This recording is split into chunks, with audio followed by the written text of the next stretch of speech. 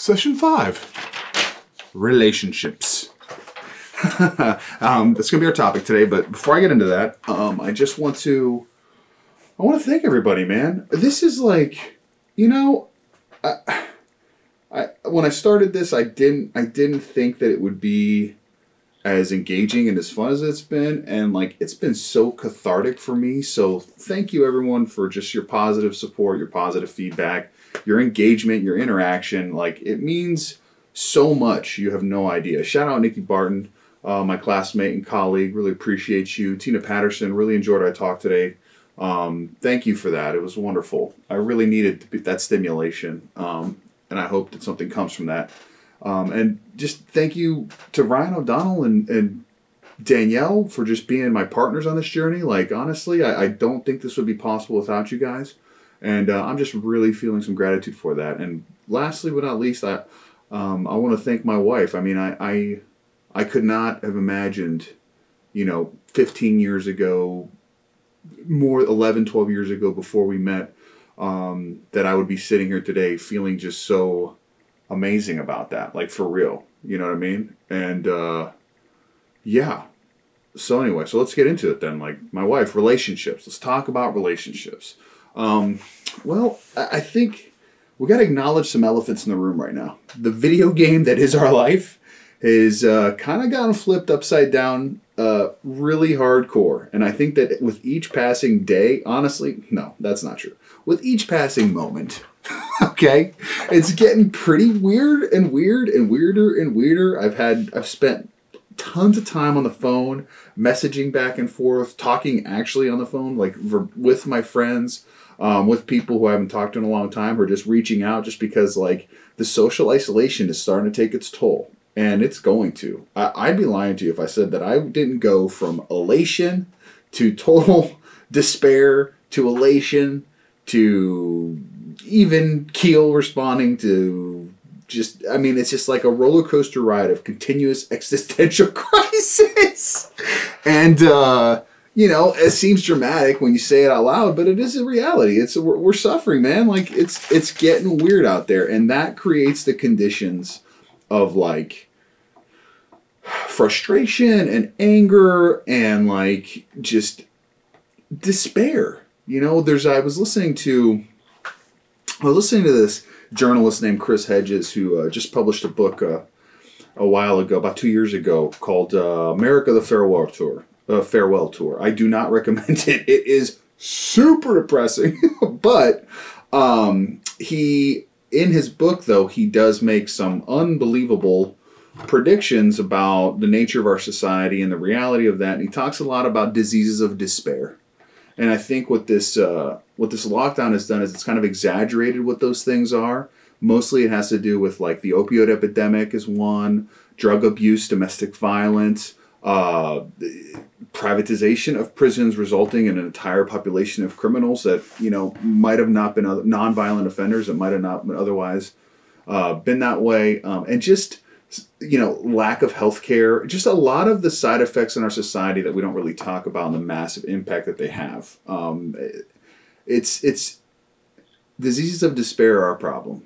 And what this does, it is exaggerates a lot of us who have been immune to that. I'm not one to discuss things like privilege or that kind of thing, typically because I just feel like that's not necessarily always the most fruitful discussion. But I think that if you are a person with education and you've been employed and you've been able to be kind of insulated in such a way that you've been able to participate in society from an economic perspective without necessarily suffering some of those more extreme consequences, I think you underestimate how fragile we all are and how fragile you may be too. I have to say that, I'm Mr. Rough and Tumble tough guy image, but and I do project that persona and I do project that as myself, and that's how I carry myself. But I mean, like, I've experienced my own fragility in a way that I didn't realize I'd have to confront very earnestly. So I challenge you to think about that as we talk about this stuff a little bit. This is a really broad topic when we're talking about relationships. So I'm really going to try to narrow it down to just 5 things that I think matter a lot that hopefully will help you. It's definitely helped me in different instances where I'm just randomly feeling frustration or resentment or something. We're just like irrational. There's no reason to feel that way. And yeah, so anyway, so let's just get into it. Top 5 things I think that are important in order for you to maintain a nice, stable relationship with your partner and to maintain a certain level of congeniality and trust and respect and I mean partnership. There's really no other way to put it. Like actually going through this thing together. Check one or step one, number one. Check yourself.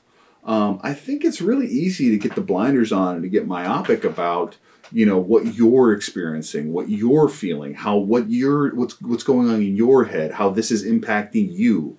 This me mentality about things, because again, the seriousness of all this stuff, and the impact of it is hitting everybody in different pressure points. From my personal experience, like the furlough is for me seriously very hard. It really does make me feel, embarrassed. It makes me feel resentful. It makes me feel powerless. It does all these things that are very much tied to my identity. So, like, the emotional response that elicits is very real. However, I'm not alone. I have a partner. We have a child. Like, I have to think, and she's going through all that in her own way, in her own situation, just as much as I am. So it's very important for me to, in the moment, check myself and make sure that it's not just me making it about me all the time, or just me completely focusing on me and doing that. So by check yourself, I'm going to say this: focus on your partner for a minute and give them a little something. That's step one. Number 2, that leads into number 2, which is acts of service. Engage in some acts of service, man. Do that project you've been putting on. Do some dishes. Help out each other. And this goes both ways for everybody. Make them their favorite meal that they haven't had in a while. What a wonderful thing to do for them. Just do some surprises of little things, not grandiose gestures or whatever, just to brighten each other's day a little bit. And also just to remind each other that, there's love and care there, and in the darkness there's a little light, and that's what you are for each other. Number 3, give each other some space when you need it. I think this is a thing that's really underestimated a lot, is that on the flip side of wanting to find intimacy and be together, sometimes you just do need to take some time to breathe. You do need to take some time away from the kids if you have kids, away from whatever shared space that you're occupying, that kind of thing, and go for a walk and alone, or ask them, or even say, hey, you know what, you need some time. Seriously, I'll hold down the fort. You get the hell out of here, Today, that was what happened today. Even I'm going to say that, we did that today. Today it was okay, I know this is running errands, like going to the grocery store for that quick run for stuff or whatever, and hitting up the pharmacy for our monthly prescriptions. But I mean, tell you what, I'll watch the baby. You go do that. Go take a couple laps. You know what I mean? Do whatever you got to do. And just take a breather for a little bit, and I'll hold down the fort for a while so you can kind of, get some you time, because we need that. So it's very critical that you do that for the other person. I also think that service is just a critical thing, and I'm going to do a vlog on service, because I think that's a category in and of itself across the board that matters. But be of service to each other and give each other some space. 4th, laugh, man. Find the humor in this thing, because I mean, I have to say this, as much as my emotions have been topsy-turvy, inside out, upside down, the meme game is real. God bless the internet is all I gotta say. The memes right now between Tiger King, there's an entire Tiger King group, Tiger King meme group, just so you guys know. It's got 76,000 members. Just think about how amazing. 70 out of 76,000 people, there's going to be at least let's just say 1% of them are hilarious. That's a shitload of memes that are amazing. Okay? So I'm just telling you right now, find the humor in what's going on, and also find the humor in the day-to-day while you're operating stuff. Again, you don't have to have kids for this to be the thing, for it to be the thing, but if you have kids, there's a lot of goofy stuff that they do that you're just what? Autumn likes to Autumn likes to hide behind corners and videotape me changing diapers because I'm gonna be honest with you, like boogers and poop are my kryptonite, man. Like I've been working in the field for a long time, working with some nasty situations, but boogers and poop, it's like an instantaneous throw up. Like I'm vomiting on the spot. Like it's over, right? So like videotapes of me gagging while I'm changing a diaper. Like I'm not going to take myself super seriously because it is hilarious to watch. Like if that was somebody else, I'd be laughing at it. So don't take yourself seriously. Find the humor. Laugh, man. You deserve it. Laugh. And then finally, like talk. Actually talk with each other. I think we forget that, you know, we use the term communicate, and we are usually very good communicators in our professional lives.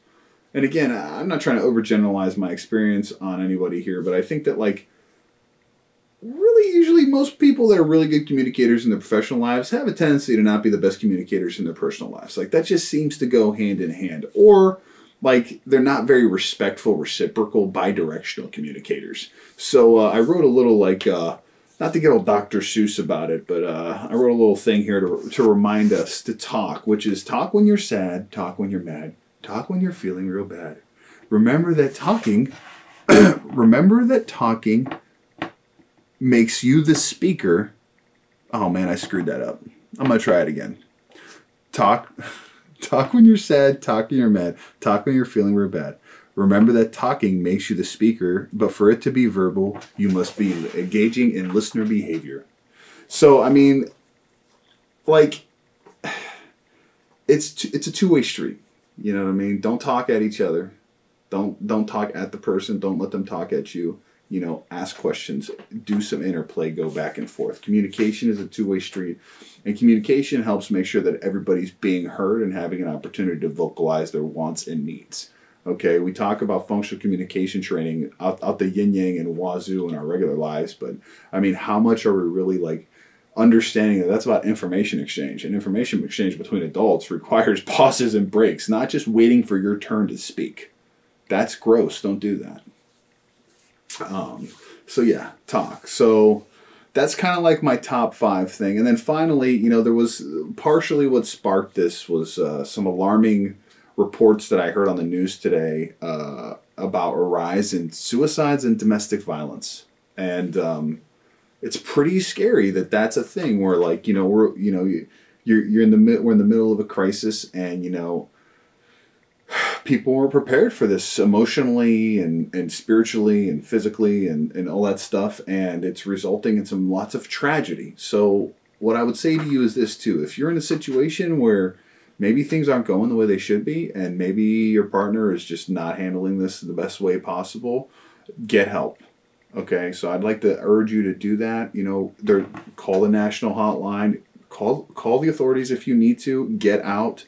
You know, help them get the help they need, because no one should be anybody's punching bag, and no one should be anyone's victim, and you're not helping anybody by giving them silence. Like, don't be silent about it. Like, you are suffering too, and you deserve to protect yourself and all that. So I've seen domestic violence in my own life in different periods of time, and I can say that, you know, it leaves scars on your kids, man, and they're going to carry that stuff forever, and it'll scar you in a way that you'll carry forever. So, like, don't tolerate it, and don't look at it as a way where you're protecting someone from something, because it's not the case. Get the authorities involved immediately.